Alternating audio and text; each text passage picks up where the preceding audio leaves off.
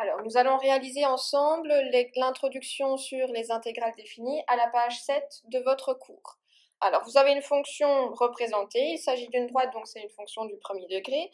L'expression cette fonction vous est donnée, il s'agit de la fonction moins 1 tiers x plus 3.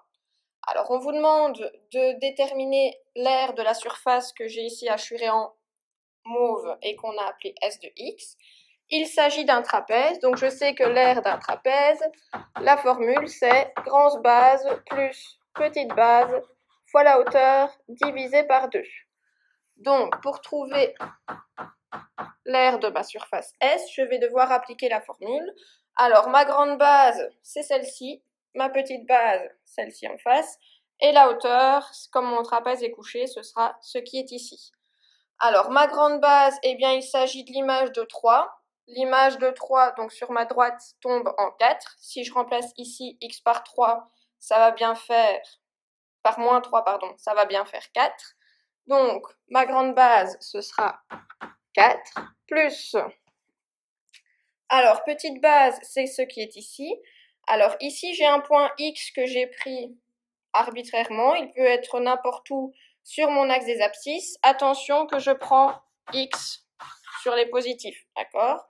Et alors, le point C, donc cette distance-ci, ce sera l'image de mon point x. Comme ma fonction, c'est moins 1 tiers x plus 3, l'image de x, ce sera moins 1 tiers x plus 3. Alors, je dois ensuite faire fois la hauteur. La hauteur, comme mon trapèze est couché, c'est cette grandeur-ci. Ici, je suis en moins 3, donc j'ai 3 unités. Et ici, j'ai la valeur de x dans les positifs, je ne sais pas ce que vaut x, mais j'ai x. Donc, je vais avoir x plus 3. Le tout divisé par 2. Donc, ce que j'ai mis ici, le 4, c'était l'image de 3. Et ce que j'ai mis ici, moins 1 tiers x plus 3, c'était l'image de x. Alors, ce que je vais faire maintenant pour simplifier mon expression, c'est, eh bien ici déjà 4 plus 3, je peux dire que ça fait 7. Donc je vais avoir moins 1 tiers x plus 7 fois x plus 3, le tout sur 2.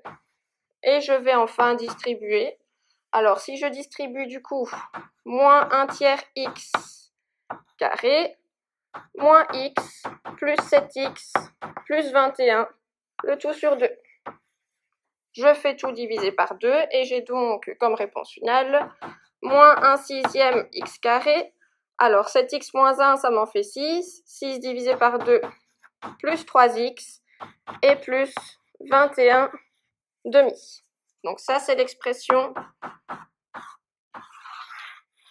qui dépend de x et qui me donne la surface assurée en mauve. Alors, c'est une fonction, donc ça dépend de x, donc il s'agit d'une fonction. Donc ça, c'est une fonction de x. Et en fonction de où va être placé x sur mon axe des abscisses, ça va varier. Alors, on vous demande ensuite de dériver cette fonction. Alors, si je dérive la fonction s, je vais avoir moins 1 sixième fois 2x, puisque la dérivée de 2x carré, c'est 2x, plus 3, et la dérivée de 21 demi, c'est une constante, donc ça fait 0. Alors, moins 1 sixième de 2x, ça fait moins 1 tiers x plus 3. Alors, ce qu'on remarque, c'est que quand on dérive l'expression qui donne la surface, on retombe sur la fonction de départ. Ma fonction f, c'était bien moins 1 tiers x plus 3. Du coup, en fait, cette fonction f est une primitive, cette fonction s, pardon, est une primitive de ma fonction f. On constate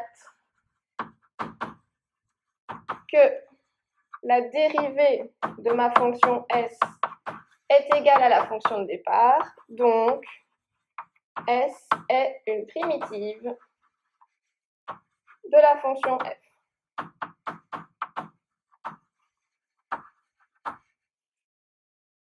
Donc la fonction s qu'on a trouvée est du coup une primitive de la fonction de départ f. Je peux donc écrire s de x égale intégrale de la fonction f. Alors, si je regarde sur mon dessin, je vois que cette surface que j'ai hachurée en mauve est donc la surface comprise entre ma fonction et l'axe des abscisses et entre les deux droites verticales, celle en -3 et celle en x. Donc, c'est la surface qui va de -3 jusqu'à x. Je vais donc ajouter des bornes à mon intégrale pour dire que je prends la surface qui va de -3 jusqu'à x. Alors, on découle donc de cette introduction au théorème qui est en haut de la page 8.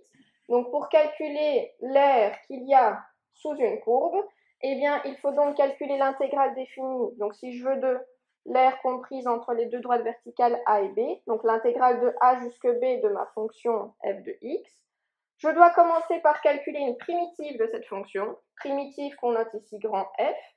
Et si je suis entre les bornes a et b, je dois ensuite remplacer x par b et puis x par a et faire la différence. Donc, étape numéro 1, on calcule une primitive. Étape numéro 2, on remplace et c'est ainsi qu'on peut trouver l'aire sous la courbe.